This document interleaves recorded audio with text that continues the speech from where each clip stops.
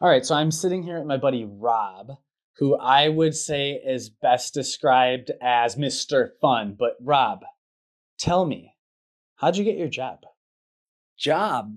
Yeah, I don't consider it as a job. Okay, I love that. You Tell me, like it? tell me more about that. How did I get my job? What kind of like as far as being an entrepreneur or starting off in the post production world?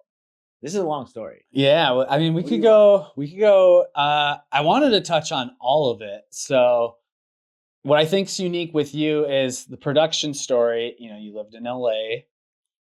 You were video editing. I guess let's start there because I think he has a great perspective of going from like Hollywood legacy media to now digital, working with brands, working with influencers, and kind of seeing how the worlds collide. So I, bring me back to LA. What was I that love like? this. I love this. I started professionally video editing, intern, didn't go to school, slept on a couch, just shadowed, mentored a bunch of badass editors. I was 23.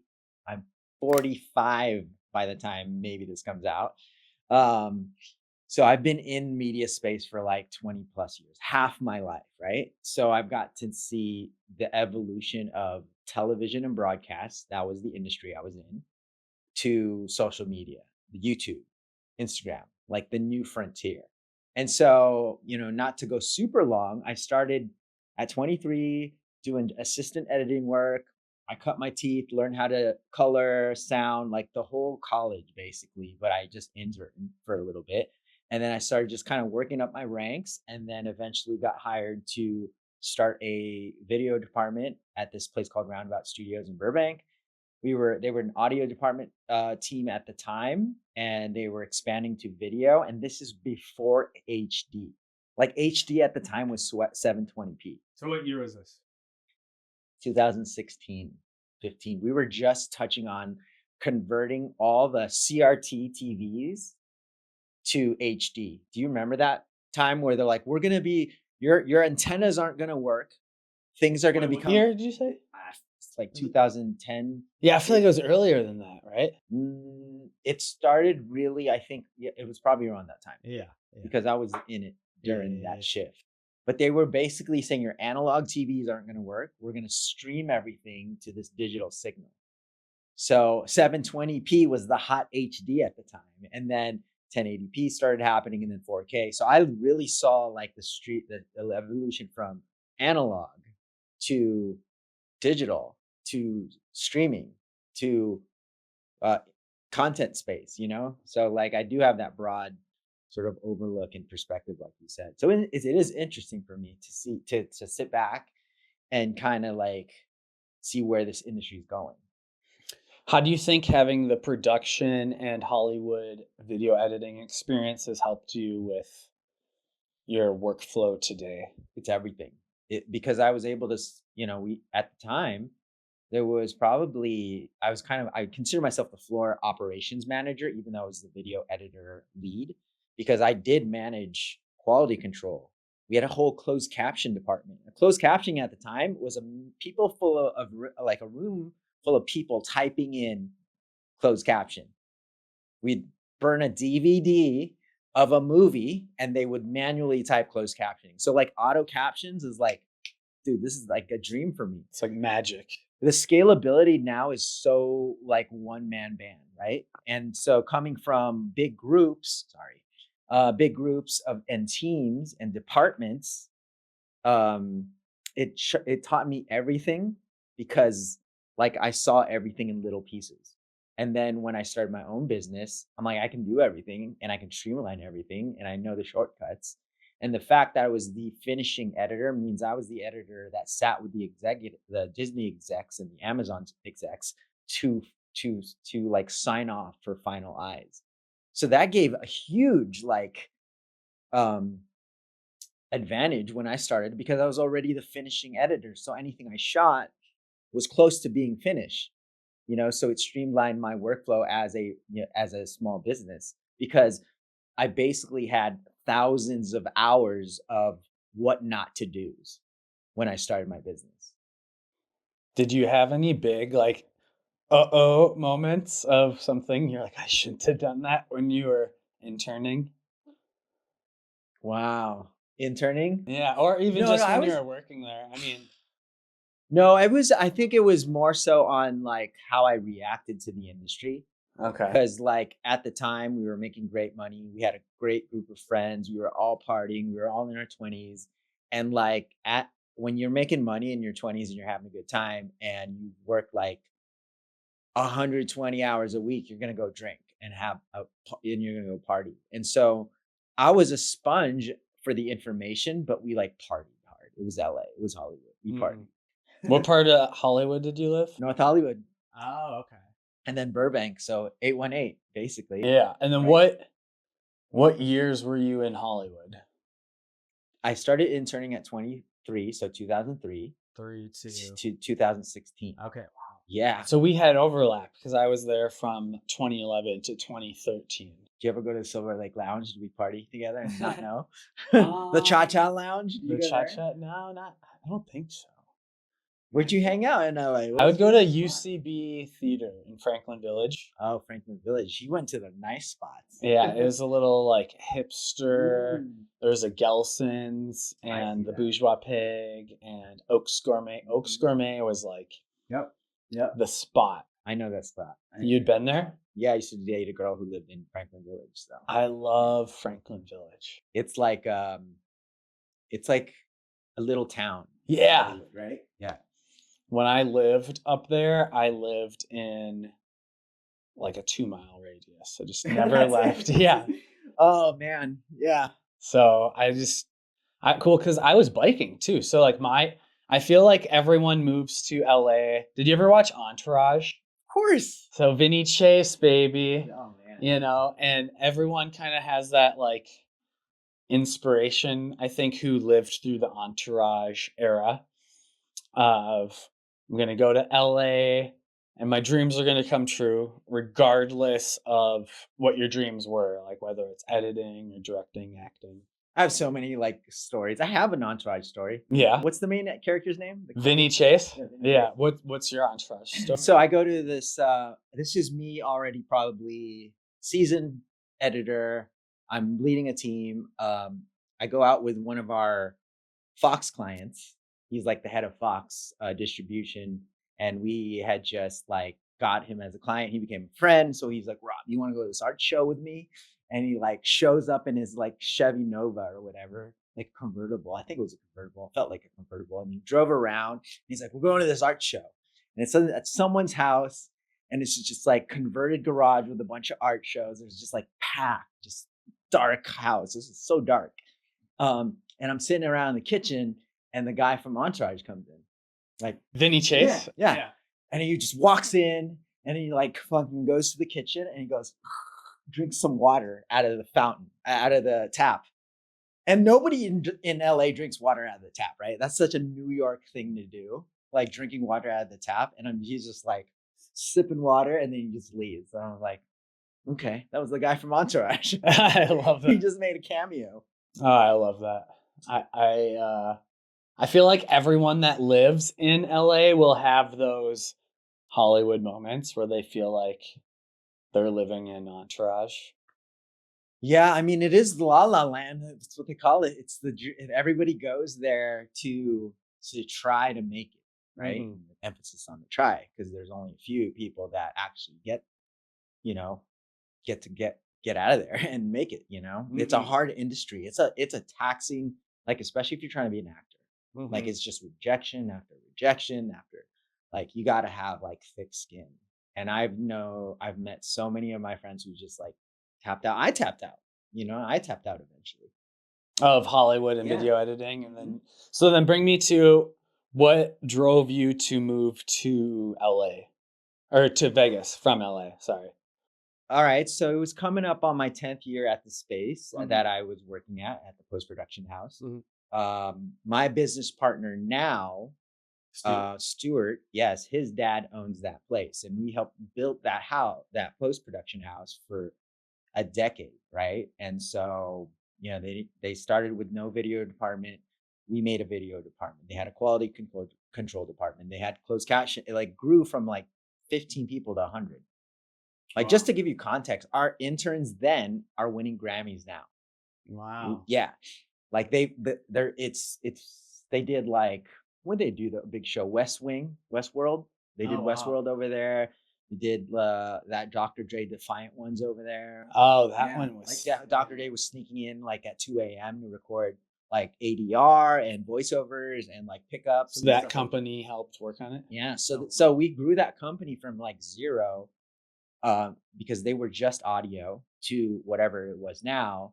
And on the 10th year that I was coming up on that company, I walked into my boss's office and I go, "Hey man, I gotta like leave. Coming up on 10 years here. I feel like I've capped out. Like, we built this whole thing together." He's like, "Do you need more money? Like, do you want more money?" And I'm like, I kind of paused because that was a good opportunity to give me more money. And then I was like, "Oh, I gotta go build my own empire." Craig, his name's Craig. I'm like, "I gotta go do my own thing." And then he like shook my hand, she smoked a cigarette, and then, I gave him like 3 months to train my next person. I didn't leave right away. I said, "I'll leave in September." And this was like a few months before. "I'll train everyone to get up and running. I'll make sure the departments roll in." You know what I mean? Because I couldn't just leave. Like, I couldn't just quit. I would screw this company over. It would just been bad. Yeah. Hmm. So did you work on Defiant Ones? Were you there when they? I was not there, but the audio guys did. Yes. Ah. Yeah. They didn't do any of the video there. So and then what you were just then for post-production department and kind of polishing and yay or nay? Yeah. It's called, I called ourselves like the Kinkos of post production, because most of the shows that came in the earlier years were already finished shows that go into syndication. Meaning, if like a cable network bought like 20 episodes of Bob's Burgers or Futurama, Modern Family, stuff that we all worked on, we would repurpose those and like send them out. Like, they literally come in like an order, like a PO order, purchase order. They'd be like, you'd see the number on there, like $2-3 million for this season. Netflix wants an order of this. Like, it literally was like a Kinko's. And so that was the early part of that company. And then we started to transition into like mixing big shows, like, as we got bigger clients like the Fox and the Amazons and all that stuff, they wanted to do original content. And then we were set up to do all that. So, I mean, they have like Dolby stages that are massive, like huge theaters. And Stu was the guy who actually built a lot of that space. Like, I was living with him at the time, and he's like, "We have a 60,000 square foot warehouse that we're going to put editing bays." And he's showing me this in AutoCAD. Like, he's like, "Here's where the edit bays will be." He's the one. Yeah, it was like, we did really like build that thing from with our hands. Like, he had interns soldering wires, like SDI wires. Wow. Yeah. So, like, he knows every nook and cranny. If we go back there today, he knows every nook and cranny of where the wires are and stuff like that. And then I had a really awesome friend, Teddy, who'd been the OG there. He built the stages and stuff like that. Like, he had them all tuned. We had Dolby come in. We have things like people color correcting and tuning all these. Like, it's a Hollywood studio, like legit Hollywood studio. Soundstage. There's a sound stage. I mean, like, you have to have key cards to get in the edit bays because of the NDAs that we have. Like, Marvel's shows certain shows require that you cannot get into the bay without a card. Do they like check you for like Yeah. like SD cards or external drives? They were like trying to put our phones in these like pockets, like lockers, like infrared. At the concerts that they do when they film for like Netflix. Yes. They basically were like, you can't record this stuff. One time I got in trouble because we were working on The Walking Dead. And this was just phone area, like MySpace, Facebook era. And I like was so excited that we were working on The Walking Dead. I like took a screenshot of a zombie and then like posted it on my MySpace. And then the Fox executive or whoever, AMC, was like, I don't know how they caught it, but somebody probably ratted on me. But they were like, you can't take that down. We can get fined for stuff like that. And I knew that. Oh, okay. So you just delete it. I deleted it. Did anybody else say anything or like notice? Or no, I don't think we got in trouble, but we caught it internally. But like, I remember getting pulled into HR. They're like, you can't do that because there's certain rules for the broadcast. I don't know what they're called, but that you can't, like the NDAs before they launch the show. So would you say like going from the analog and the progression of aspect ratios or export settings, whether it's like on a movie screen or a TV, is like that was then, and now it's like, hey, is it an Instagram reel or YouTube? Like, is it wide or tall? We still have like kind of different formats, but now there's like all these platforms. Like, I think, in the big picture, the format's always gonna kind of change, right? Like the squares and like it's funny because we're going back to square and we left the square, and now we're back to the vertical, and whatever format is coming up next, who knows? I think it's going to be like something in the 360 space or the AR space, right? Or like you said, that augmented reality format's going to be a thing, like the virtual space. I think that's the next thing that they've been trying to crack for years. But like to me, it's all like, yeah, like the ever changing thing is like, I think what keeps me in the space. It's always changing, right? Yeah, and I'm just a nerd about that stuff anyway. Do you think it's changing faster now than it was 5 years ago? I definitely think we hit a cap of where like the 2D space. I think we hit a cap there. Sure. And I think now it's all going to be interactive and experiential stuff. Well, when I even look at like frequency of uploads with YouTube's, like it's going crazy. I mean, like Casey Neistat was the first to do daily, and I remember that was like groundbreaking, and he was editing it. And then for me, who was next in the feed was the Paul brothers. Oh wow, yeah. And they were doing uploads too. So pre-scandalous for Japan, his little Japan scandal. Like just fresh off. I forgot that the Paul brothers started with they like doing the YouTubes like that. Yeah, no, they were fresh off Vine, right in the Vine wave into YouTube, and they were doing like daily Vines. But they, in my mind, and it's probably different for everyone just due to the algorithms, like who we're gonna see. But for me, it's like Casey and then the Paul brothers, but they hired editors. Casey was like, I edit, my own stuff. But Casey came from Hollywood production. Like he was one of those that kind of led the charge of leaving the big studios to do his own thing, like you said. But he came from a workflow of like doing like hard work, right? Like his whole thing is like do more and like just push yourself. And I think he understood production. Like he understands storytelling so much, like with his like three, the character arc and stuff like that in his vlogs. So he understands all that stuff. And he comes from that sort of traditional HBO series world with his brother. And he just did his own thing. And he's an early adapter, and he's the GOAT. He did 365 vlogs in a freaking day, and they're really hard. Oh yeah, in a year. Yeah. Vlogs are hard. Doing them daily. Well, even Vine, that whole thing was such a cool. That was like pre-TikTok, actually, right? That's where I feel like TikTok got its model from Vine, and like Snapchat, stories, Instagram Reels, like yeah. But I do have an opinion about where it's all going. And it's not a great opinion because I feel like Hollywood is now in tune with everything. And so that's where it's going. The studios are moving over to these platforms and they're becoming like studios, meaning they're going to take over advertising space. And so that's why our videos are like most videos now it's so hard to grow on social media unless you're like super polarizing or you're just super different, or you come out just like with something totally original, because Hollywood is pouring in a lot of money into like plants and creators, and they're not going to be in the front face. They're not going to be front facing anymore, but they're going to take up some media space for sure. 100%.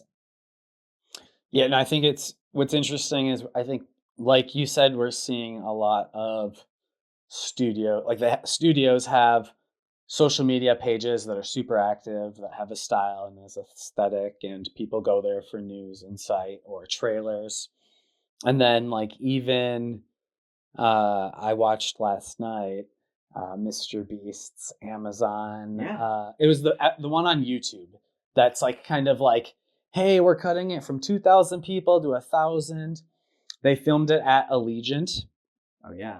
and then it was like a 24-minute video.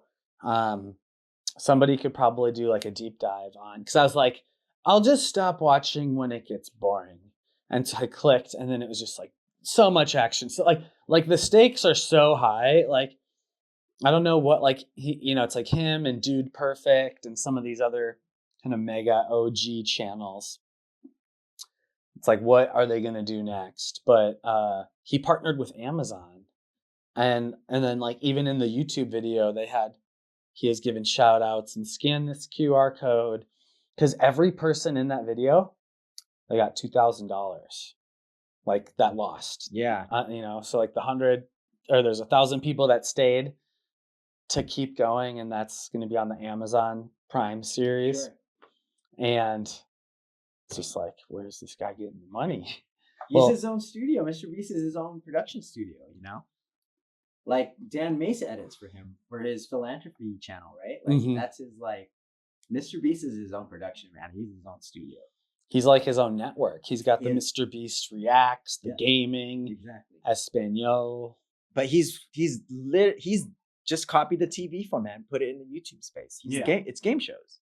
And then now you're getting huge companies though, like Amazon, that are like, hey, let's produce it with you and break a bunch of world records. But that's what I'm saying. That's where Hollywood's coming in. They're going to be funding it, and they're just going to look for influencers that already have a following. And those influencers are going to take the cash, because I'm like, you want to pay me $3 million to do this? Hell yeah.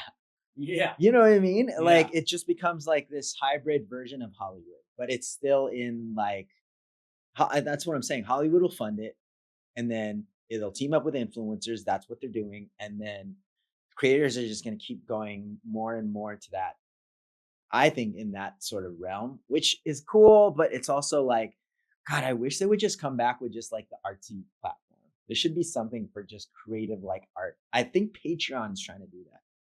The CEO of Patreon is an advocate for like creator, leaning towards the creator more.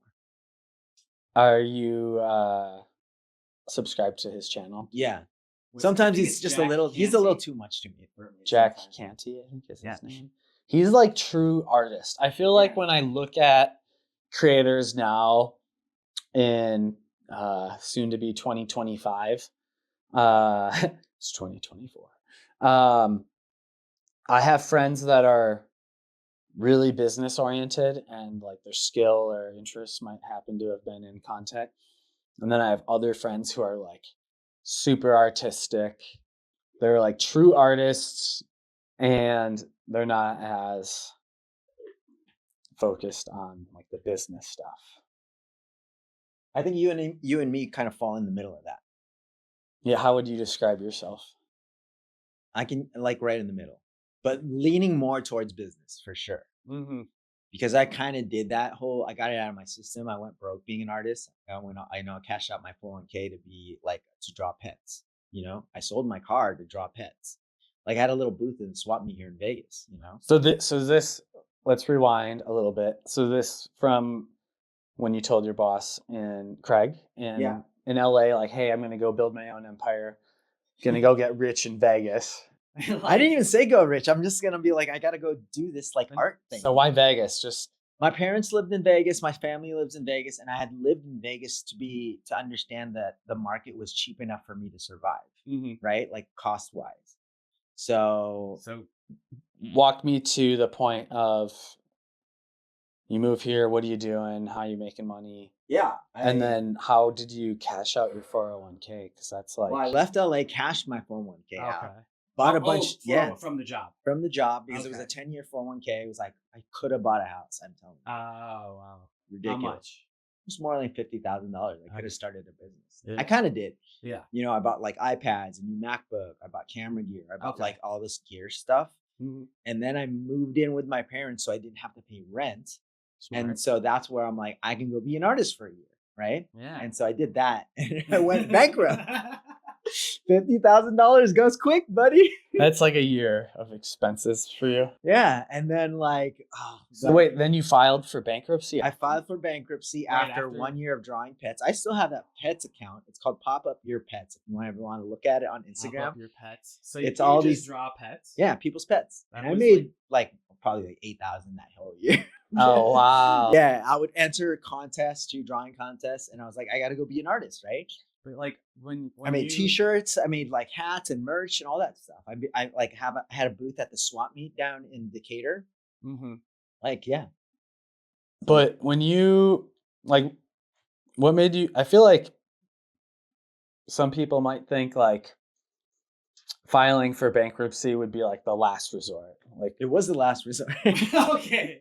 Because I'm like, I spent all my money, I have all this debt, and I have nothing to pay my parents. Oh man. And, they couldn't like, help you out? This whole art thing is a pipe dream that I realized that I'm like, I was using art as like as therapy, but I had been already like 6 years sober, so I didn't really have anything to draw anymore but people's pets, and I wasn't sad, and then I got sad because I was bankrupt.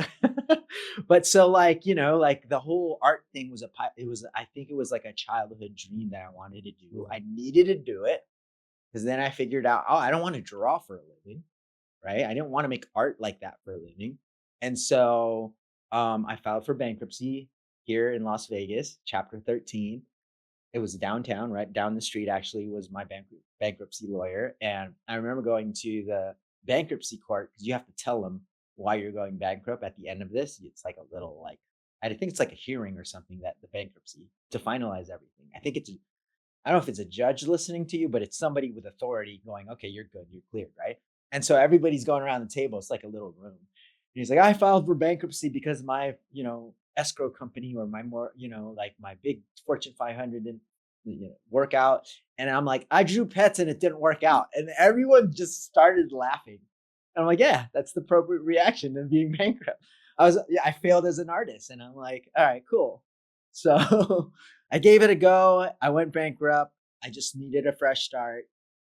And then from there, I remember sitting down in my parents' house, like super depressed. I didn't have a car because I drove it to CarMax and gave them the keys. I was like, here you go.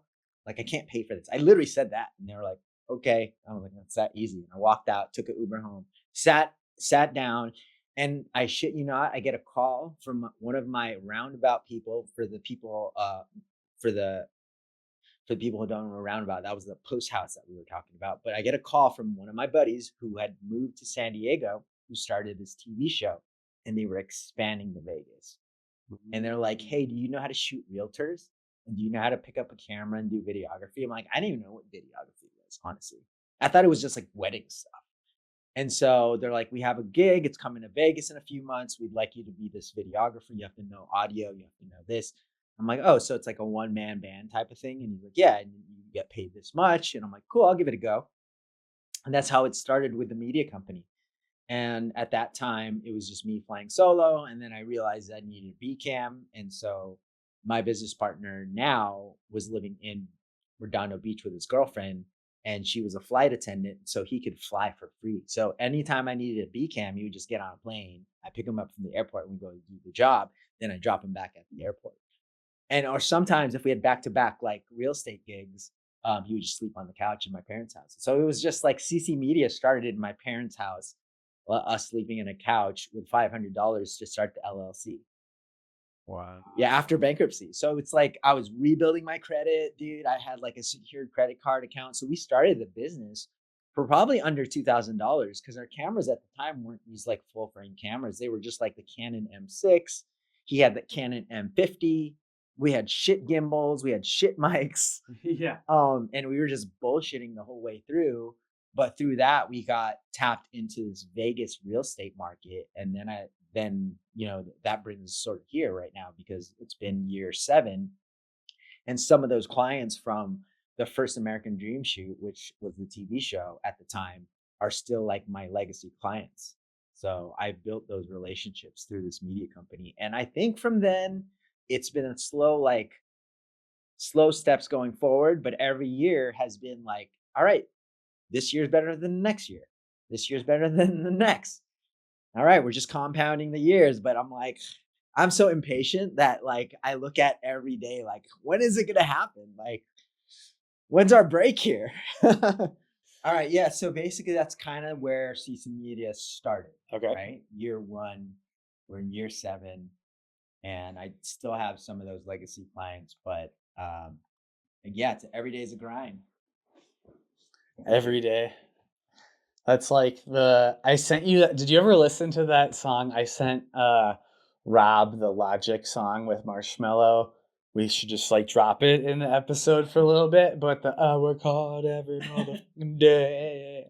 I don't know. You showed me a That's- lot of stuff. That's like my anthem. For Rob, because so there's a couple things that you had mentioned. I was taking mental notes that we want to rewind and just touch on real quick. But so for context for anybody who doesn't know and or has questions, you've mentioned Stu. So Stu is your business partner, Yep. and he was the guy that was flying in helping you shoot. Yep. Stu was also his dad owned the post house that we worked for 10 years. Mm-hmm. So Stu's been in the media space his entire life, honestly. So when you parted the company after 10 years, had Yeah. the talk with Craig, Yeah.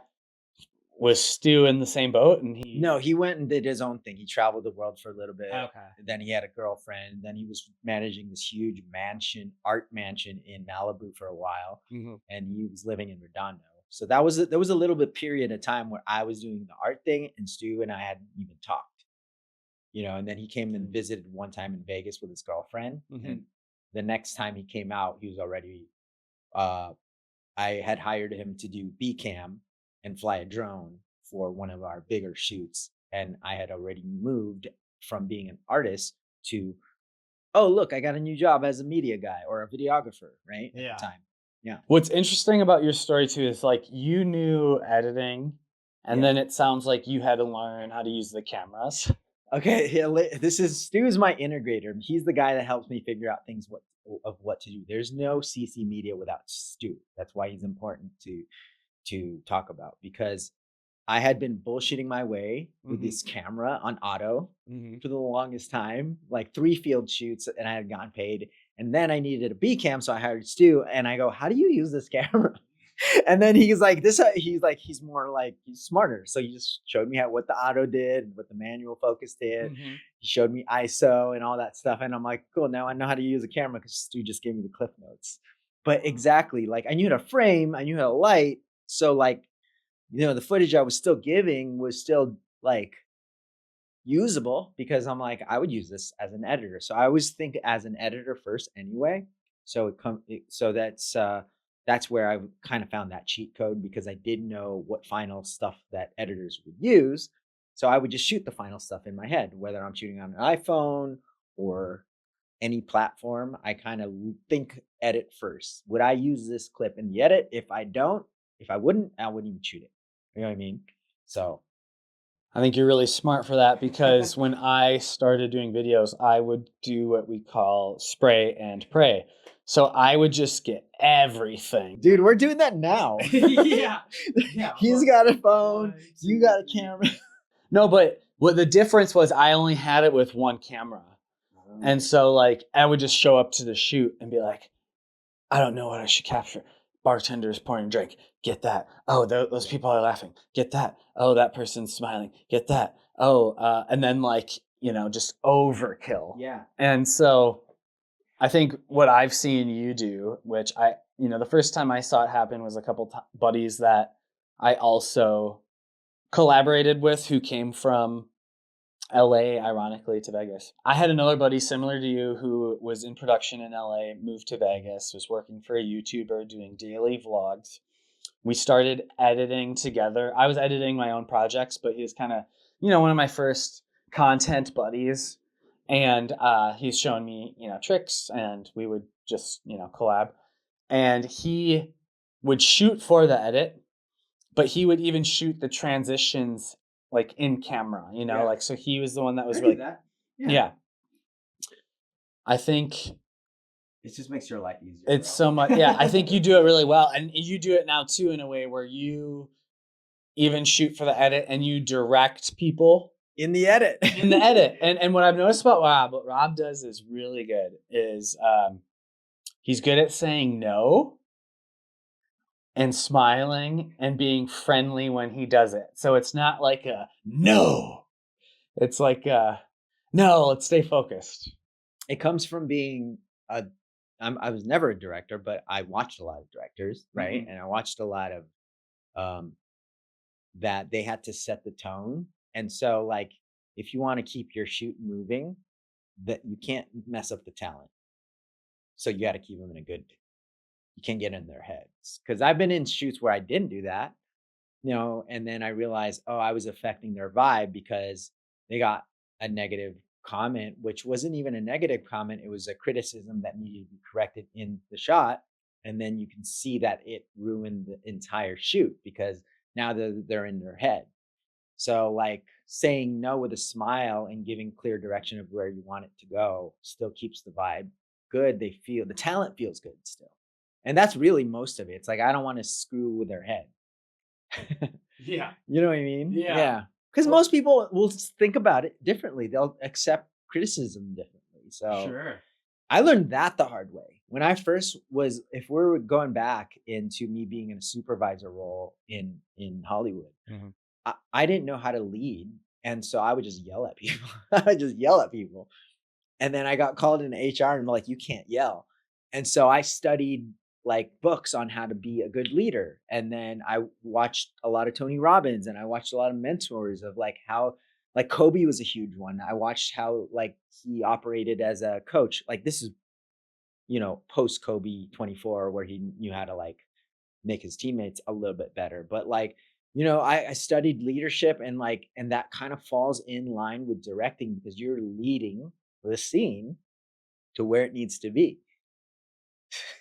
Have you ever been on a set where like you're next to the director and somebody like maybe like I'm kind of forgetting on the names, but like a production manager maybe comes up and they're like, oh, and they like, say some bad news, and the director's still like cool, calm, and collected, and like almost stoic Yeah. as a leader. Have you ever experienced that? Or- Something very similar in the Okay. post-production space when I was like sort of still cutting my teeth. I'm in year 3 probably, right? And I'm like, we're doing this show called 30 Days, and it was like the guy from Super Size Me who just died, like Morgan Spurlock. He did like he's dead, yeah. Yeah. But Super Size Me, he had a show called 30 Days where he would do 30 days, like he did 30 days in a prison.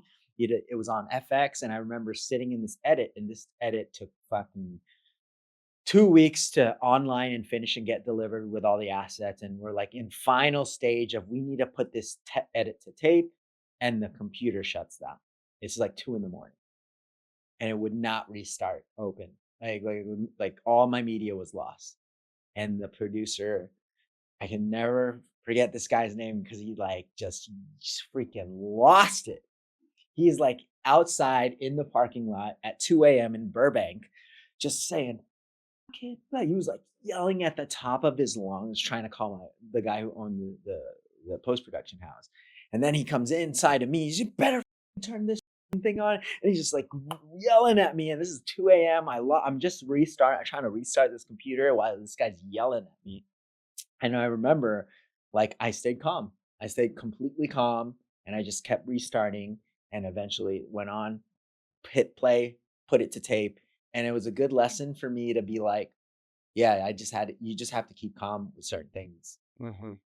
That even happened when I got robbed with like an armed robbery in LA. Tell me more. 4 guys come up to us in a diner and like semi-automatic guns.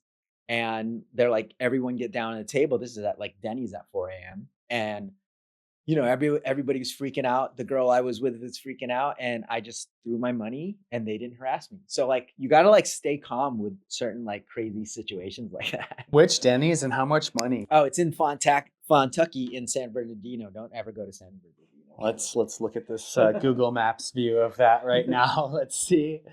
Yeah, That's but crazy. like I remember like those high stress situations. Wait, how much money did you? $30. Okay. But yeah, it was it was equivalent to like those freakouts, you know, when like a lot of people are freaking out, especially when you're in this film space. Like you don't want to make everybody's day worse. So you're just like, if you're the head, the leader, the director, you have to like set that tone. Totally. If you freak out, then now that trickles down to the smallest person on the crew, right? Mhm. I feel like, yeah, we've probably both experienced being in sets, or like for me, it's been events. Like I've seen a lot of really good leadership within, the people that I've worked with filming, where something goes down backstage or behind the scenes. That's just not ideal. It might, really, what are they mad about? It's just like things not going as planned, or they're going to have to pay more, if it's like we're going overtime. Because, it's not just, the media and video crew. You have like the AV team and the volunteers, and then the hotel staff and the people bringing the coffees and the food. It's a lot of people, where like even just like one decision could change the trajectory of like everyone's day. Yeah, and especially with live events, because it's live. Yeah. It's happening. Yeah. So So- for me, that like really sunk in when I've been in those moments where you can kind of compare and contrast. Like the boss that I had worked for in LA was a yeller. So it was like in your face. And it was it was high highs and low lows. It like trained me for entrepreneurship. Yeah. They can't do that anymore. This is pre-internet, like social media blasting. People would just yell at you and stuff like that, and they can get away with it. Yeah, and now you just be like, hold up your phone and start recording. Karen. Yeah, just Sean's being mean. I'm just documenting this for both of us, because I think one thing that you're really good at doing is keeping the energy high and keeping it fun. And I'm kind of curious, how do you do that? How do you keep it fun? Is it start with the people you work with? Well, there's a deeper meaning to it, Okay. right? Like I had a lot of years in Hollywood from like 26 to 33 where I was like super alcoholic, abusing the alcohol and just partying too much, and I was really miserable. And now that I'm mid 40s, geez, that's scary to say, mid 40s, I feel like I've matured. 40. I feel like I've matured and have a super grateful perspective on how to live life. And also, my dad died at 50 with cancer. And I'm like 5 years away from when he died. So like every day I think about, okay, like every day is very special. And so like I just wake up and like it's so cliche, but I do wake up and just go like, how do I be awesome? How do I treat this day awesome? How do I be grateful for the day? And that really keeps me going. And it's cool. I find like a lot of letting go, just like being in the moment, kind of just like I get to do this shit. I get to wake up and have a podcast with my buddies every single day. If I didn't want to do it, I could sleep in, and I did sleep in the other day. You know what I mean? Like, so I think coming from a structured company, from a 9 to 5, I don't think I'll ever be able to do that again. Would you be able to do that again? Like a 9 to 5er? I think about it sometimes. Me too. I think it's the grass is always greener. You Like get benefits, you get a paycheck, Yeah. you get all this steady guaranteed income, but you don't get guaranteed income because if the company goes down, you're fired. Yeah. Well, no, you asked me how I did it, and Yeah. what keeps me going is that sort of like self-motivation, thanks. right? hey, that was really good. Get us back in line. Yeah, get us back in line. It's like yeah, no, I have to, when you're your own business, Mhm. like there obviously are there a lot of sad, hard freaking times for me. And I deal with it internally, Yeah. but I don't dwell on it. Mhm. Okay. So like I acknowledge it was a bad day. All right, cool. But then like it really is about the next choice I'm gonna make. And it becomes that more so a mindset of, cool, that didn't work out. I'm not gonna go cry about it. I'm just gonna go do things that make me feel great. And what makes me feel great is accomplishing things or working with people I like. And like I think as I got older, I was able to put a lot of boundaries of, this is what I like to do, and here's what I don't like to do, and I just do the thing I like to do. Mhm. So I think That was a very in-depth, well thought out answer. I very appreciate it. I think we started with how do you keep it fun, and you said there's a deeper level to that. So addiction sucks. What advice would you give anyone out there who's struggling with it, and or like maybe can you just give me a little bit more elaboration on how you beat it? Because like I don't even think I was an addict because when I quit alcohol, I just moved my environment the next day and I was sober. But I was trying to quit for 3 years because I lived next to a bar. And so, like I said, I partied hard in Hollywood. I would paint for 3 hours and then come 11 o'clock at night, I get a call from my buddies at the bar and we just walked to the bar because my house was up against a bar, like literally. Were And you so- drinking every day? Hell yeah. We were did you drinking gain every- weight? Oh yeah, for sure. Like so, Like how much- bloating, Yeah. like it looked like I did not look healthy, you know? But like, do you have any like crazy drinking? Like did you get a DUI or anything? Yep. Or I got a DUI. I still didn't stop. Like this is pre-Uber, Mhm. right? I would drive wasted for 60 miles to go visit a girl. You know, Mhm. I would park my car at K-Town, Oh wow. throw the hazards on and just like go upstairs and But just so you're like, saying it was super all debauchery. environment for you? You think? yeah, it was wild. Once you moved from LA to Vegas, it became So it took 3 years to leave LA, but Tell those me about 3, that. yeah. So I hadn't quit yet. I realized the underlying tone of me drinking was I was stuck at a job that I didn't like. Yeah. And so you kind of I got sober first before I moved, you know, but I did that by leaving this toxic bar environment and isolating up in like the Burbank Hills with one roommate. And I just locked up myself in a room and painted and went to the gym. And so I kind of self-sobered, didn't do any rehab or anything like that. But the day I moved out of the bar environment, I was sober. So it wasn't really addiction. I didn't crave anything. And I'm like, that was nice for me because then I realized I wasn't addicted. It was all the environment that I was placing myself in. So you think it was more just like Social social? like, anxiety. You weren't. Because like I've definitely met, I think probably everyone has, like Dude, I this know is my functional thing. alcoholics. You know how much I would drink, okay? So I would come in, I would have 2 shots of Jameson, 2 shots of tequila, I would have a couple beers, and then repeat.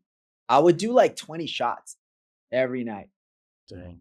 Yeah, I would be blacking out, driving. I crazy. didn't know where I was. Like it was crazy. I would get like super violent and stuff like that. I would wind up like my face on the ground, like waking up on the steps of my house, like shit like that, dude. Yeah, I'm surprised I didn't either have alcohol poisoning or die. Yeah. You know? And then you add the smoking and the coke and all that crap, you know, just Yeah. like so much you're just putting your 20, 30-year-old body through. And I think my body just like I was what really made me stop drinking is I would take a sip and then I would black out. And then I'm like, oh shit, like my body's telling me to stop the shit. Like I'm going to die if I don't stop drinking.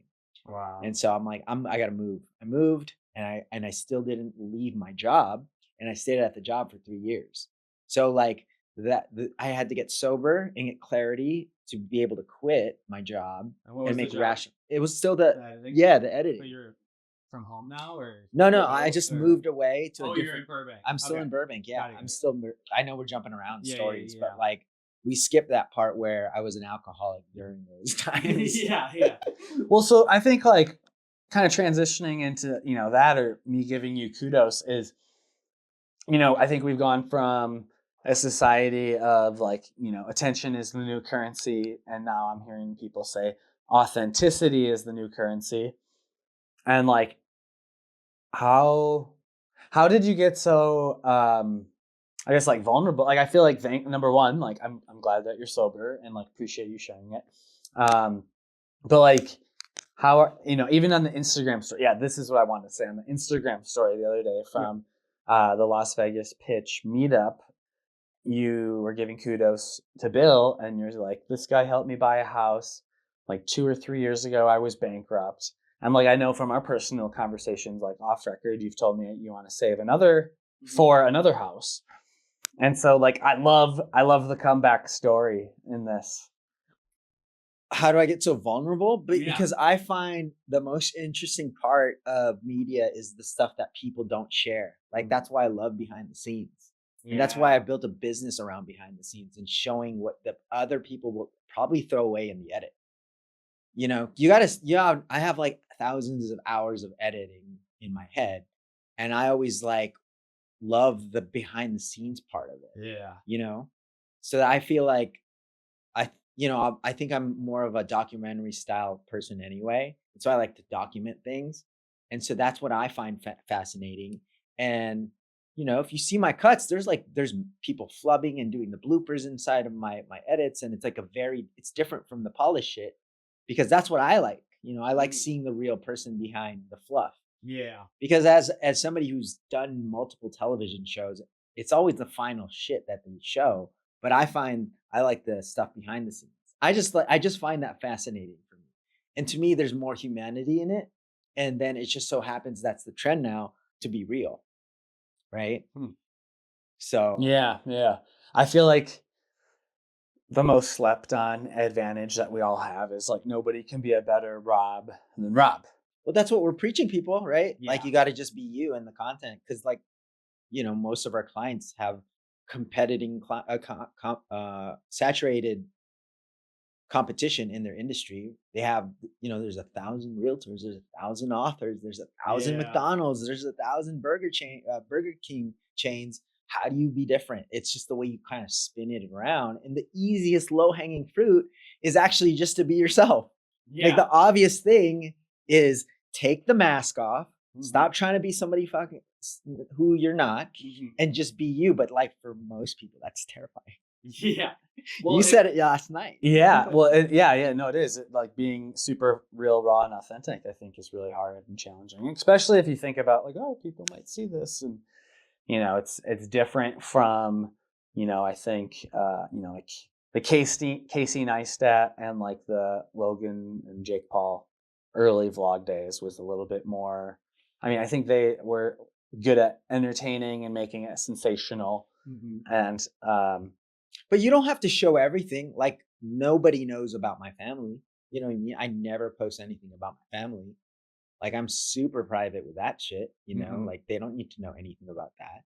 They don't need to know my relationships with like my family and stuff like that. But like you still have to, if you're trying to be a face in your brand or your company, and if you're trying to make marketing material or media, or you're trying to entertain somebody, or trying to get eyes, basically not entertain, but trying to get eyes into your business, onto your business, um, that's the only way you can spin it, because there's always going to be copycats. So then you just have to go inward, go, okay, what do I like? I like rock climbing. I like shooting behind the scenes. So that's what I'm leaning into. Like the behind the scenes is just something I like to do. I'm leaning into that. That's going to be the brand. I like having fun.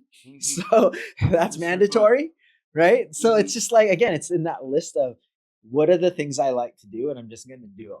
Like Stu says this all the time. Like, what would you do if nobody was watching, and go do that?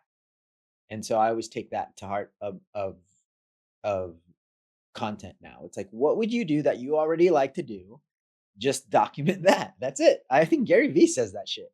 Yeah, document, don't create. Yeah. Or do things you like to do, because you're gonna already do them anyway if you weren't gonna get paid, and just do that.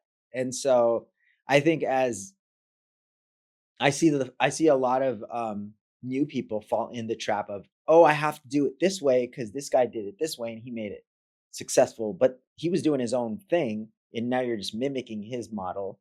Whereas, and you should just figure out where your star is going to shine, and like the combination of the three things you like make your brand, or X amount of things you like. Mhm. So I think that's the direction I'm trying to tell most of my clients and most of the brands I talk to. Where's the unique factor that makes you different from every single realtor out there? When you're talking to a business and they're like a hamburger chain. Well, what makes this hamburger different? So you got to find the originality in it, even though the content you're performing isn't original. Well, yeah, no, and to add to that, I think when I just look at the YouTube and Instagram of like now everyone's privy to content and they're posting regularly and, working on authenticity. But like maybe like 3 to 4 years back, it was more like flexing and Mhm. not, authoritative,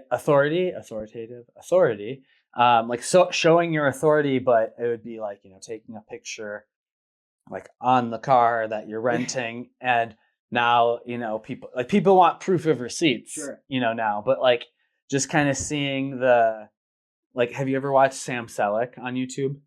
Do we talked about him? All right. So Sam Selleck, I feel like he's also a new up and coming YouTuber content creator who's making long form videos that are like 45, 60 minutes long. When I first saw his videos, he had no good production quality or audio. He's gotten better, and now he's like talking in his videos, and like when he has his workout videos, it's like you can hear him like breathing hard, and it's good. And it's like it feels really like unmanufactured. It's not overly produced with like retention editing to just maintain your attention like Mr. Beast or something. It's like, yeah, there's like a 10-minute clip of me in the gym just like pumping some weight, And like you said, like being your true self or being like authentic is like, it's like the easiest thing we can do. That's our like Super Mario gold star. And not enough people are tapping into that. When I watch your videos, I feel like you come off exactly as you are in real life. Yeah, I mean, if you bring it back to the end of like even the start of content, right? Like media, TV, it all still boils down to like feeling. If the audience doesn't feel anything, feel connected, feel joy, feel inspired, then the content is nothing. So the way we frame it changes, and then the formats change, but these are still standard formats since the dawn of media. What is podcasting? It's AM radio with two people talking. It's the same thing. It's a new talk show. Yeah, it's New the radio. interviews. Yeah. The talk shows like in the 80s, like you said, the Ellen and the Voice, those are still podcasts, Yeah. right? There's people talking. They Those just are have- interviews. Structure to it, now's the segment with the Q&A, Okay, so hot or that not. hasn't or- changed. yeah. Okay, so what Yeah. do you call this authentic stuff that people are gravitated to? It's basically America's home funniest home videos. The raw clips that are It's Cops in the 80s. It's Survivor in the reality show boom. Cops. It's all the same thing, just repackaged. Right? With different, I replaced TVs with phones. That's it. And Nothing's changed. So- The format really hasn't changed. It's just repackaged again. Yeah. I want to bring it to YouTube. So you were recently monetized on YouTube. Congrats. It's like a double-edged sword. Let's but do some sound effects. clap. Yeah. Dude, that's a big milestone. I know you had like what would you say, 90 to 100 days of being deliberate. You said you set the goal to Yeah, monetize by the started- end of the year. Yes. But when did you set it? I said it in October or close to the end of summer. What Yeah. made you want to set it? I was just like, I want to do it. I Yeah. was like, I gotta be monetized before 2020. What prompted that? Were Were you you like admin? Because I've had the YouTube since 2018. do you remember like the moment? Like did you like were you at an event and you saw like Felicia or Bill or Brandon No. on stage? No, it's just a goal I've always had, and I always try to hit goals. Like I always Why look. did you set it in October? It's just because I felt like I was Like, going to do it. It's just like a idea that popped in your head and you're like, Yeah, I'm gonna I get- need to do this. Yes, I need to do this. It's been like I'm not going to let another year go by where I don't hit this milestone. Type So of thing. real quick, what's your goal for 2025? I want YouTube to area. just add a little bit more value in the videos, less videos, but better quality as far as giving more information. And I want to make them a little bit more evergreen. Mm. So, because I realize YouTube is more of a seasonal type of platform. Like that's why I'm making the Lens ones again. And like New people ones, search, yeah. people search those all the time. Yeah. You know what I mean? Sure. So there's a you can do YouTube in so many different ways. Like a lot of people do current events, but then that video doesn't last very long. I want my videos to last a little longer because my monetization numbers are lower. So I figured like if I make a video that will last for years, then that at least will get more traction longer. It'll work for you longer. And now tell me, when you set that goal in October, what were you at for how far away you were from being monetized?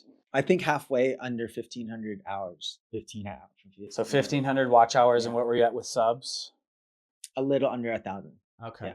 And then What was your kind of 90-day strategy? I know in this last, I kind of just stumbled upon it. this, Sorry. so iterate along the way. Yeah. Sorry. 90-day strategy. I didn't mean to interrupt you, but That was good. That was good. I caught it. Yeah, I caught it. Yeah, no, that was good. Dude, Podcast Rob is like really good. I'm like trying not to interrupt Yeah. Sean. Well, yeah, no, I appreciate it. That's people when I get interrupted, it's like my biggest pet peeve because I can't remember what I was talking about then afterwards. So that's why I'm like, just don't interrupt me. And then like I won't forget what I was gonna say. But The 90-day plan was basically I stumbled upon now that because I had a meta video hit, and then I was like, what if I do another meta video hit? Oh, and then I'm like, oh, I need to make a bunch of playlists now. was it a review video? Okay. Yeah. And so then I was like, I was called Stu. I'm like, Stu, because he got monetized in freaking 60 days. He just can do anything basically. But I'm like, hey, so he's like, you just got to do what works. And I'm like, all right, so I'll make more meta videos, meta Ray-Ban videos. And I just kept making them. And then I stumbled upon like, okay, YouTube is pushing like the same content over and over because they want you to binge watch a show in quotes. So I'm going to make a playlist for Meta. I'm going to make a playlist for DJI. I'm starting to make playlists on every little thing. So now I'm building out my playlist library. So that's why I'm like, I have a podcast playlist. I don't know if this is going to work, but I feel like it works for my brand. And that's how I'm building out my channel. When you go to YouTube channels, do you look at their playlist? Yeah, yeah, I do. too. I do Yeah. too. Yeah. I actually do. So that kind of made sense. And I just kind of stumbled upon it because I was looking at the data on this meta video. It was getting searched. It was getting browse referrals. It was getting on the page of recommendations. You know what I mean? And so, yeah, it's like I'm always learning on YouTube because the algorithm always changes on these platforms anyway. So I'm always just trying to find the best way to make a video because it's time. It takes a lot of time to make videos. I want to at least be making something that people are watching. Yeah, I feel like every content creator out there can sympathize with making a cool, sick ass video, and you think like, oh, this will get views or it'll make an impact, and it's just like a wah wah wah, and it sucks because it's like I had a buddy once. He showed me this is when TikTok was coming out, and he's like, "Show me your coolest video." And I showed him like cool edit with like a montage and sound effects.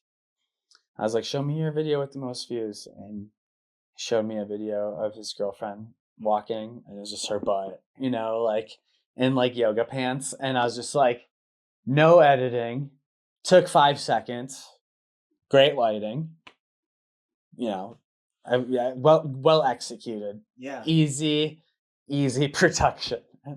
And that's when it was just like, huh. But I feel like that's a good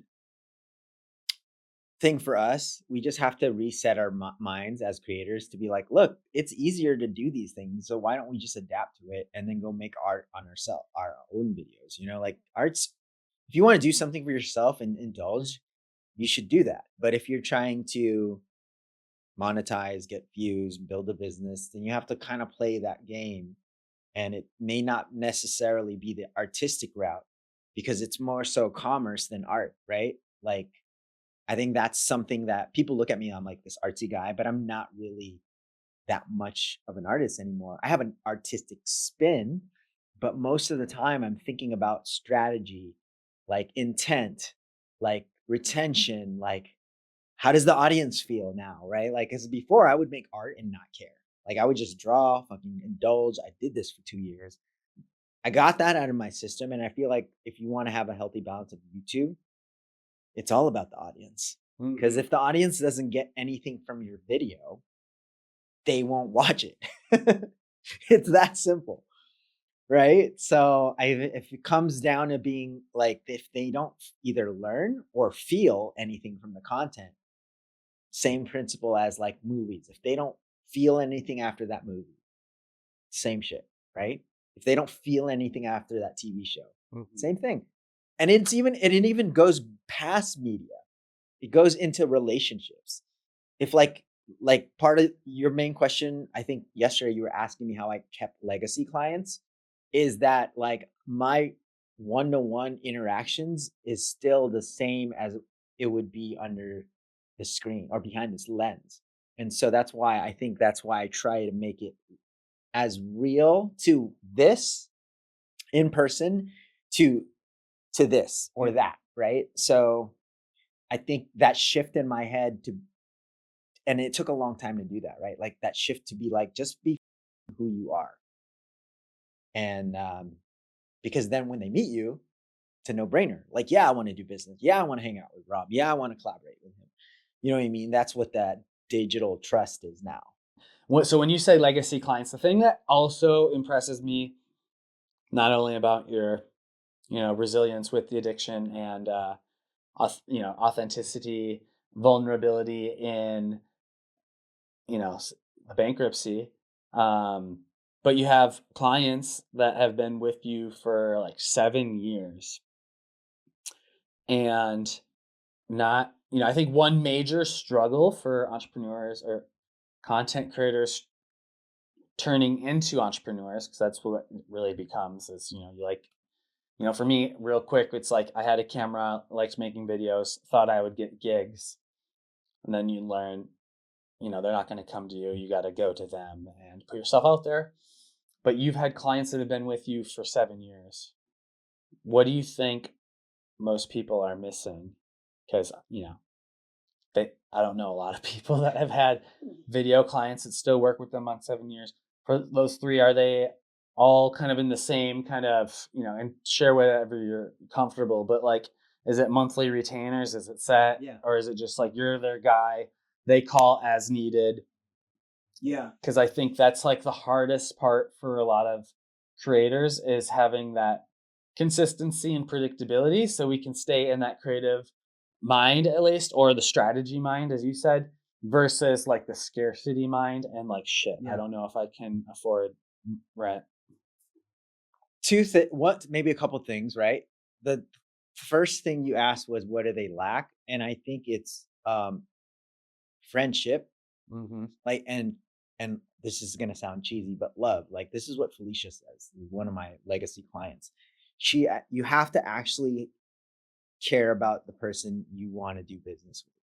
And so that's been another one of my rules, is like, if I don't care about you, then I'm not going to want to succeed with you and help you, and you're not going to want to help me.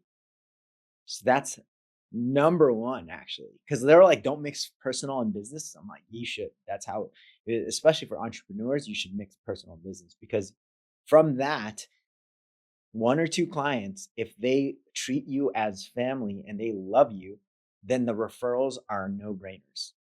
Then the commitments to keep coming on board next month, next year, are no-brainers. Like, Felicia literally texts me like, you're my ride or die. You know what I mean?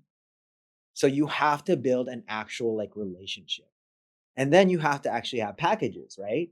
I think where most people get it wrong is they sell the packages first versus building the relationships. And those relationships could take months, 5 jobs, 10 jobs. Like, I didn't start off thinking I would be with these people for 7 years. It's just, I just kept putting in like the love and care in each shot. They know that I care about how they look. I'm looking out for them in these small little increments during the shoot. And it starts to compound. It's like a relationship. You have to kind of look at it as like any relationship. You don't jump into the marriage right away. You slowly develop into these relationships, and then you'll get another one, then you'll get another one. But it starts with like, you have to not treat it like a transaction, because if the customer will feel it, just like going to a restaurant. When that mom and dad like have owned this restaurant and they pour in all the love in the food, or you know if it's just like a transaction. So That was a good analogy. yeah, because then you keep coming back to the restaurant, right? Yeah. No, I love that. Yeah, I really feel like it's that is the biggest thing is like you got to treat it not like a transaction, Yeah. and you have to go in the feeling versus you're selling your feeling to them. Like I feel good when I shoot with Rob.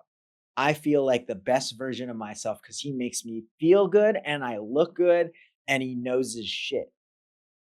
And these are come from not from, hey, did you get the invoice? No, hey, look, here's your hair's out of place, or the lighting looks weird on you, and here's some free behind the scenes stuff. Yeah, totally. You know what I mean? Just Yeah. like giving a lot of value, showing that you are not always about the money, and just like pouring into. This is again a Felicia, which one of my biggest clients is like you pour into that bucket of like, oh, like this is what the pitch is, our community that we built. We just pour into this bucket of free value. And it's the same thing for social media videos. You make thousands of videos. Mr. Beast made thousands of free videos. He gave away free money in the beginning. He's still giving away free money. Yeah. So like, see what it means? Like you gotta pour in, and like it's hard for new people to understand that, and even for me, that it's not about you. It's what you give out there, and it just comes back. It's very weird, man. I Like love that. I just noticed that now. You know? Yeah. Once it clicks, it's like, Mhm. okay. So getting back to YouTube real quick, because I want to hear a little bit more about your YouTube journey with recently getting monetized. So in October, you set the goal, and then did you know going into it, like, I'm going to post every day on December? Or was that more out of doing the math on like your social blade and you're like, oh crap, I might not get it. I got to go daily. No, I get some motivation by displeasement too. Tell me more. When I'm just fed up with like that I'm not doing enough, and then I yell at myself for not doing enough, and so then I push myself to hit a goal. And it has to be a hard goal. Yeah. So like it comes from like, God damn it, I'm never gonna get monetized. Well, it's because I'm not doing more. Do some more, do more, do more, and then like that internal like motivator. Like I have like an internal coach to coach Rob. And then he shit talks you. Yeah, he's like, stop being a piece of lazy. Oh wow. Yeah, it's like the coach that like You got like David Goggins in your head. Yeah, I really do. Oh, okay, that's interesting. And then I go like, and then I do, and I actually compare it to sports too. I'm like, if you want to win a championship, you're not going to be the average motherfucker just posting one video. You got to do this. And like, okay, you posted 2 videos yesterday. How do you up yourself now? And it's always like this internal, like, how could you make yourself better? Like, it's like future me seeing present me, and then also looking into past tense me. And they're always like teaming up to the now me. Like, if you want to be this, you better not do what you did yesterday and sit on the couch for like 2 hours. Wow. It's like this weird, like, That's funny. astral, just 3 Robs. You know that Spider-Man It's like, meme where like the 3 Spider-Mans are pointing at each other? If you look it up, it'll be we should insert it. yeah. It's yeah. that those 2 guys teaming up to present tense Rob going, you better wake up and do some awesome shit today. Wow. So you got this guy who's just like, yo, post daily videos, you piece of shit. You're not winning at YouTube. And then It's just internal drive. And I so- think it's a habit of, it's a combination of guilt from wasting my 20s and drinking, because I'm like, man, I spent so much time drinking and wasting time where I could have been saving up for a house. I could have been building a business. And I see what I love seeing is like these young 20-year-olds crushing it. oh, dude, I yeah. love it, dude. I was like, man, if I had the hindsight to do it, what you're doing, and start a business at 20, or buy a home, or like, not be at the bar and like wasting your life. Like, yeah. so I would be so far away. But that's like more of a perspective, like, wow, you're doing great, versus like a guilt trip for me. My guilt trip comes in a form of just like, okay, you sat around for 2 hours. Now you got to do 4 videos. I'm much in the now type of thing. Sure. If I'm lazy for 2 hours, I have to replace those 2 hours of being lazy of maybe 5 hours of being productive and prolific and like output and output. And to me, it's like just output. It's all prolific output right now for me. And then from there, I'm just like, Because the more you do, the more you learn, the more you fail, the more just more numbers. It's a numbers game for me, right? So I think it's just like I'm compounding. It comes back to like Kobe. He's like, if I train for 8 hours or 9 hours, then it compounds later. So if I've done this for 3 years, then I've just put in more time and work, and then I'll just be ahead of like, it's not even the competition. It's just like ahead of my own self, which was my past self. I always compare it to like, what was I like last month, last year? What was I doing last year? What was I doing yesterday? What was I doing this? And it's always like a self assessment type of thing. And yeah, I'm a weird guy. I just end up talking to myself a lot. I love that. Yeah, that was a good monologue. What what kind of person like did you have to kind of transform into during this 90-day YouTube sprint? Because you're doing it like the Casey Neistat way. He's filming, editing, and uploading daily. Like just even doing that for like a month is like a really good creative exercise, I'm sure. Then we have clients. We have to run a business. Yeah, and then you have clients. Tell me what that was like for the mental shift. Did you have to make one with this or No, but I'll tell you, it's a time management shift okay, tell me because about I that. don't watch movies. I don't sit around and watch. Did you before sports. though? No. Okay. So okay. So that's not the what's the time management that There's 24 hours in a day, and so like, what were you doing with the editing time before? You were doing it daily. I mean, there was times where I play a little bit of video games and I'll go like do other stuff, but now it's nothing. Yeah. Like I'm just like, I'm gonna put every bit of time into content. Sure. And if I'm not working on my client stuff, I'm going to put more time in my stuff. I love that. Yeah, and it really is like that's because I was like, there's no more time I can get, right? Like if I go spend time watching a movie, then that's 3 hours, and then going out to eat, and it becomes a little bit of a crazy. Like people around me don't like it, or even my family, but like I'm 45, bro. It's like what time's ticking, dude. Yeah. Time's ticking. And I still try to make it a point to hang out with my family too, as much as I possibly can. But I think it's like a time management thing. So you have to assess your day. It really is that. It's like you can make, and people go like, I don't have time. Well, what time can you take away that you can replace time if you want to do it? Like if you like sitting around watching movies, go do it. If that brings you joy, but that doesn't bring me joy. So it's like, I mean, even you're like, what, you want to hang out? I'm like, I gotta work. I gotta, because I would feel bad if I'm not working. If we're hanging out the whole time, I'll be like, God, I should have been making a YouTube right now. Yeah, totally. Well, You talked about time management. Rob is over here doing his voiceovers using his phone and doing camera reviews while I'm setting up the shot. Like it was such a great use of time. And then like even some of the bigger creators I've worked with or entrepreneurs, like everything's a moment or capturable. Like we got a couple behind the scenes clips, probably posted some stories. Yeah. And then you're literally like working on a YouTube video. Maybe talk about the approach or mindset you have a little bit with like, Noah Kagan's famous for saying the now, not how. Mhm. And you're like really good at that. Like I feel like you might not necessarily know how to, well, I mean, I think you do know how to do it, but like you're always just starting now. Like you're not asking how or when. I guess it's now versus when.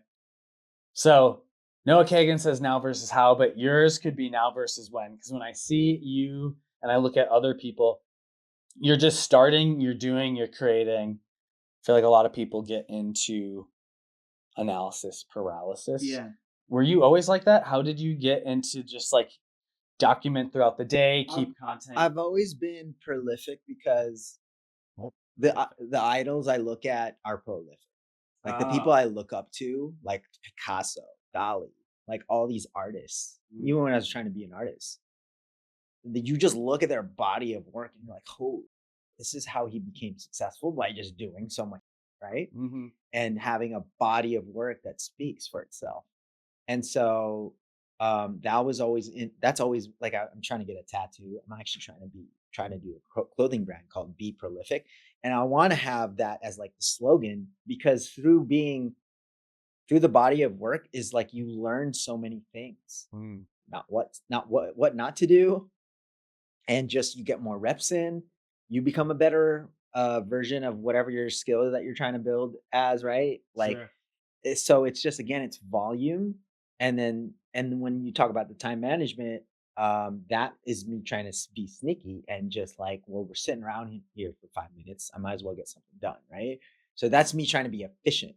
Yeah, no, I love that. And like It's trying to not- sneak time back, right? Like Yeah. I'm like, well, I'm here for Sean's sitting here for 10 minutes, and I make it a game too. Like if I've been lately I've been making, if there's 20 minutes, can I do something in 20 minutes and film a YouTube video? I'm like, yeah. Like if I can talk for 5-10 minutes, that's a YouTube video. And so I've been making it a game. Yeah. Like it's these dumb little challenges that I place on a daily, on an hourly basis. And so yeah, it's just, I just kind of just make it like a video game, honestly. Is it Life's a video Pareto's- game. Pareto's principle, I think, with like however much time you give yourself to complete the task is how much Yeah. time it'll take. I don't know if that's the name of it, but like Mhm. that's the framework. I love that. You know, it's like give yourself constraints. Be like Twitter, like or X, 140 characters or less. God, that's like it's its own podcast in itself, though, too, for sure. Having That topic. constraints. Yeah. Because that's so specific to what my workflow is sometimes. Well, Because I think- will put deadlines on myself. Well, with like YouTube, I think it's like you went through that sprint now of the constraints, like one video a day. Now you're doing like a step back. Now that you're monetized, you're stepping back and you're like, all right, where's the fall off? What views are doing well? Could I maybe do some thumbnails? How can I make a couple tweaks in the dial to maybe get Just better. better and help more people, more watch time, more hours? Real quick, I just want to touch on, because I feel like this is a milestone that a lot of people, want to experience. But the day you got monetized, how'd you feel? What'd you do? It was a reality check. I feel like a lot of these resets and just milestones and like the journey of an entrepreneur is always like getting your head smacked with reality and a humble pie. Because I'm like, I'm gonna make so much money, and I'm like, oh, it's a couple cents. I'm like, I feel like a mental shift I've had to make in the last year is it's not a finish line, it's a check mark. yes. And so in the last few days, I had a week to process it, and I'm like, all right, well, this is just the start of it. Yeah. So then I'm like, that's why I called you yesterday. And I'm like, how, assess my thumbnails, give me a thumbnail audit. And then now I'm like measuring the data to what can be better next year. Yeah. And so I'm going to implement that. So Sure. you can't like make it, a lot of this stuff you can't be emotional about a lot of these things, right? Sure. Like I feel like What are you emotional about?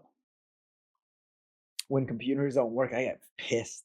Oh, wow. Yeah, I get road rage. Okay, at yeah. Technology. Technology and traffic for me, and interruptions. That's where I'm like, Yeah. but I'm working on all three. One time Sean was like, can you not interrupt me? And then I'm like, oh shit, I gotta put that on my mental notes, and I have to try very hard to not interrupt Sean. I get where it comes from. I think it's because I do it too sometimes, especially with like Trixie, my girlfriend, where she'll be saying something. I want to like add to the layer of it to show like, hey, I'm with you. I'm on the same page. I have an idea I want to Yeah. add. But it ends up coming off more like an interruption versus like, hey, we're like yin to the yang, peanut butter, jelly. Well, you don't also talk about my ADHD, and that's the underlying why I have the superpower of what I've been able to. The ADHD is the main reason I'm able to do a lot of things, because I've kind of honed it as a superpower, and that's how I can time manage, I can multitask, I can like do all that crazy shit. It's from ADHD, having ADHD. Was that so? I had this new kind of epiphany philosophy. I don't even know if it's true, because I was thinking about it just for me and a couple other people. So I'm trying to test and get a bigger sample size. But would you say like maybe the weakness or thing you maybe got made fun of or held you back in, grade school or high school growing up is now like a superpower? I didn't really get made fun of Okay. because I took You're my cool. no because I'll attest this to martial arts. Mm. My parents enrolled me in martial arts when I was like 9 to 10. And that gave me a lot of confidence because I was a short kid and I would get bullied. But then martial arts kind of helped me like build self-confidence. And then my parents actually cared about me. So I didn't come from that broken family yet. They did break up when I was a teen, but I was like, I've had like I've had that sort of belief. Like my parents were obviously I have to attest this to my parents because they always let me do whatever tangent I wanted to be in. Like, you want to go be an artist, go ahead. You want to play drums, you want to play guitar, you want to quit school, go for it. You want to quit religion, you want to do this. Like my parents were always like, do it. Wow. So like I've never had that made fun of, but I did have a self-loathing period when I was drinking because I like hated myself. Like I really like disliked myself. Hated the situation I was in. I hated the job. I hated the fact that I couldn't change or quit alcohol. There was a lot of that internal stuff that I had to deal with, and that was sort of that journey. But like to answer your question, the ADHD is another one of those internal battles I had to fix as I got older because it was like there was points in time where I could not function in a conversation. Like I couldn't even finish sentences back in the day because I was so hyperactive. I was so like, woo. And the drinking didn't help because I was so unfocused when I was drinking, so. Did you have your mental David Goggins voice in your head when you were drinking? No, So that guy was like, no, because I lost all that. I Yeah. felt confident. I felt good. Like drinking just masked all the fake. It just gave you this false sense of reality when you're drinking. So that's why I also like drinking because I'm like, I didn't have to think about like everything's good. Yeah, Yeah, we're everything's chill. great. Let's just live Yeah. here. I don't have to deal with like not Yeah. being happy at my job, right? Mhm. I didn't have to deal with like fixing my health or like owning up to certain financial decisions I made. I'm Mhm. just gonna drink. So it's like that mask of Dude, this has been great. I feel like I was just gonna go through my notes. I mean, I feel like we have more interesting pivots from where some of my notes have, but I feel like we touched on everything that I wanted to kind of talk about. So I really appreciate your time. nice. Because time is the one thing we can't get back, and Rob was so gracious to give me his. Yeah. I mean, we need a part two. We need a Yeah. part two for sure. No, this is great. I'm gonna just drop your socials, but if you want to go find Rob, check out his socials below. If you made it this far, thanks for watching. We'll see you on the next one. Peace.